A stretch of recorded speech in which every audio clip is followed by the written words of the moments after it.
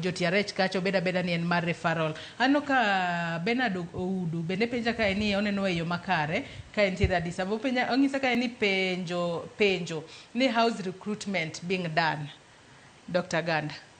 Koro, first of all, nitie consultants aero ni iwacho ni wasetimo other those things, but sani wasiketo kata consultants. Sazi paponditi ningi gynecologist, wan gi surgeon. Aero nigi surgeon gi gynecologist. Kombewa nigi surgeon gi gynecologist. To wabo post the second one. Kata Lumumba ngi gynecologist sani. Koro wabo post more specialists outside there so that service will be improved. To nyalo yudo those kind of services away from there. But gimi penja sani and which mag ndiko jitich. Jiko jitich gitimo go advertisement. Koro Jaramogi bo timo advertisement. Sama gidwa recruit, nitie procedure. Gitimo advertisement to ji apply. Normally, sani Jaramogi ne gionge power mag employ. Koro ne gitimo casuals. 3 months, 2 months job, 1 month job.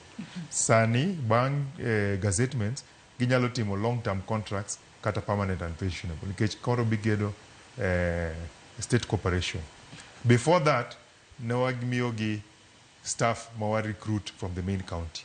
To ka girem, to gitimo those short-term contracts. Koro now those things will be advertised to ji apply.